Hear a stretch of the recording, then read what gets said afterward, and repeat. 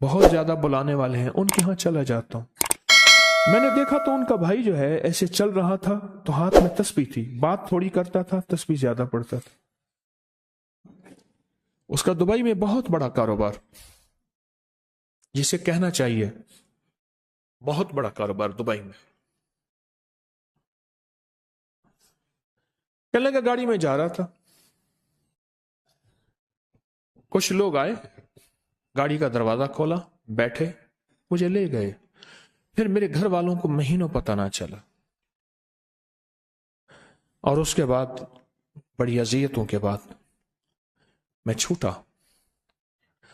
اب وہاں بیٹھ کے پھر اللہ ہی تھا تنہائی میں، اور تو کچھ تھا ہی نہیں۔ کہا کہ وہ اللہ سے ذکر کرنے اور باتیں کرنے کی ایسی کوئی مجھے عادت سی پڑ گئی ہے، اب لوگ مجھے کہتے ہیں کہ آپ جیل کی اذیتوں کی وجہ سے خاموش ہو گئے ہیں۔ میں لوگوں کو لاکھ کہتا ہوں، نہیں، وہ مانتے نہیں۔ جیسے نا بندہ کوئی غم کی وجہ سے بعض اوقات نا چپ ہو جاتا ہے، وہ کیوں کہتے ہیں؟ اسے چپ لگ گئی ہے، خاموش ہو گیا ہے۔ کہا کہ میں لوگوں کو کہتا ہوں، نہیں، میں جیل کی وجہ سے خاموش نہیں ہوں۔ اس قید نے، اس جیل نے میرے اوپر جو آزمائش بھیجی ہے، اس قید نے اور جیل نے میرے اوپر جو آزمائش بھیجی ہے، اور میں پھر وہاں ذکر کا عادی بنا، دعاؤں کا عادی بنا، تسبیح کا عادی بنا، اعمال کا عادی بنا، اور وہ عادت سی پڑ گئی ہے۔ اور وہ عادت سی ایسی پڑی ہے کہ بس سارا دن اب اسی میں لگا رہتا ہوں، سارا دن اب اسی ذکر میں اور اسی یاد میں لگا رہتا ہوں۔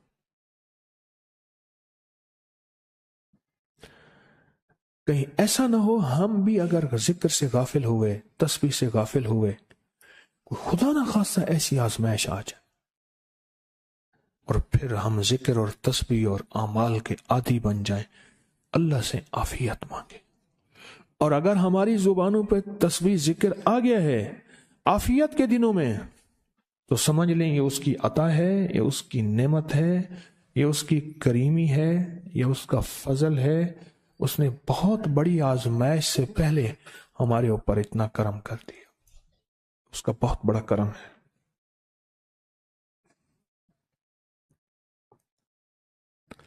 اس لیے اللہ جل شانہ کے حبیب کملی والے نے آزمائشوں سے پناہ مانگی ہے۔ اللہم انی اعوذ بک من جہد البلاء، آزمائش، کوئی بلا آ جائے، ودرک شقا، شقاوت میں میرا نام آئے، بدبختی میں، یہ بھی آزمائش ہے۔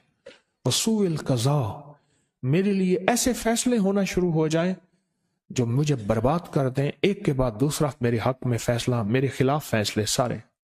وشماتۃ الاعداء، اور ایسا وقت میرے آزمائش نہ آئے کہ دشمن تالیاں بجائے، دشمن ہنسے اور میرا مذاق اڑائے۔ اس لیے میرے آقا نے، میرے حضور نے آزمائشوں سے پناہ مانگی ہے، عافیت مانگی ہے۔ اللہم انی اعوذ بک من زوال نعمتک، اللہ نعمت دی پھر اس کا زوال آ گیا، وتحول عافیت، عافیت دی اور تو نے چھین لی۔ اللہم انی اعوذ بک من زوال نعمتک وتحول عافیتک وفجاءت نقمتک وجمیع سخطک، اے اللہ کو میرے اوپر ایسے حملے ہوں اور سختیاں میرے اوپر شروع ہوں، مولا میں اس سے پناہ مانگتا ہوں۔ میں مانگتا کیا ہوں؟ ربنا آتنا فی الدنیا حسنۃ، اس سے دنیا کا بہترین پیکج مانگتا ہوں، وفی الآخرۃ حسنۃ، تو اس سے آخرت کا بہترین پیکج، شاندار، لاجواب، بہترین۔ ہاں، آزمائشیں، مصیبتیں، تکلیفیں، حوادث، حادثات، ناکامیاں، بیماریاں، پریشانیاں، میں نہیں مانگتا مولا۔ اللہم انی اعوذ بک من الہم والحزن، ہم کہتے ہیں ٹینشن کو، انزائٹی کو، اسٹریس کو، ڈپریشن کو، اندر غم ہے باہر پتہ ہی نہیں، اس کو ہم کہتے ہیں۔ اور حزن کہتے ہیں جس پہ ہائے ہائے ہو۔ اے اللہ میں تجھ سے اندر کا دکھ جو مجھے دیمک کی طرح کھائے، اور باہر کا دکھ جو مجھے تڑپائے، اندر کا دکھ کھائے اور باہر کا دکھ تڑپائے، اللہ میں اس سے پناہ مانگتا ہوں۔ ہم والحزن، عجز والکسل، ایسا کہ میں عاجز ہو جاؤں یا میرے پر سستی غالب ہو جائے۔ کتنے لوگ ایسے ہیں ان کے اوپر سستی غالب ہے، بہت بڑی مصیبت ہے زندگی کی۔ میرے آقا کملی والے نے اس سے پناہ مانگی، اللہ کے حبیب میرے آقا نے آزمائشوں سے پناہ مانگی ہے۔ اللہم انی اعوذ بک من الفقر والکفر، اے میرا مولا مجھے کفر سے اور فقر سے بچا۔ فقر ایسا، غربت ایسی آئے کہ میرے ذہن میں ہر وقت لوگوں کی جیبوں پہ نظر ہو، ہر وقت لوگوں کی جیبوں پہ نظر ہو۔ یہ دو وقت میں ہوتا ہے، ذہن نشین رکھیے گا۔ اس فقیر کا تجربہ ہے، ایک جب طمع بڑھ جاتا ہے، لالچ بڑھ جاتی ہے، اس وقت لوگوں کی جیبوں پہ نظر ہوتی ہے۔ جب فقر بڑھ جاتا ہے، غربت اور تنگ دستی اور فقیری بڑھ جاتی ہے، پھر لوگوں کی جیبوں پہ نظر اس کی ہوتی ہے اور اللہ کے خزانوں پہ نظر نہیں ہوتی یا کم ہوتی۔ اے میرا مولا مجھے فقر سے بچا اور کفر سے بچا، کہ ایسا وقت نہ آئے میں اپنا دین بیچ بیٹھوں، اپنا ایمان بیچ بیٹھوں۔ ہمارے ایک مخلص تھے عبد الوحید سلیمانی صاحب رحمۃ اللہ علیہ، کہنے لگے انارکلی میں میرا ایک دوست تھا، تو میں اس دوست کے ساتھ زندگی گزری، پنجاب یونیورسٹی میں اکٹھے پڑھتے تھے، تو پھر پتہ چلا کہ وہ بہت مالدار ہو گیا۔ اسلام آباد کے ایک بہت بڑے سیکٹر میں گیا تو اس کا گھر دیکھا، گاڑیاں، بڑا گھر، اور یہاں اس کے پاس ایک پرانی سی پتلون ہوتی تھی اور غربت ہوتی تھی، اور انارکلی کے کسی اوپر چبارے کے کسی کمرہ لیا ہوا تھا۔ تو میں نے اس کا نام لے کے پوچھا یہ کیا؟ اس نے ایسے سینے پہ ہاتھ رکھ کے کہا بس یہی بیچا ہے، اب باقی سب ٹھیک ہے، سینے پہ ایمان بیچا ہے، سب کچھ مل گیا۔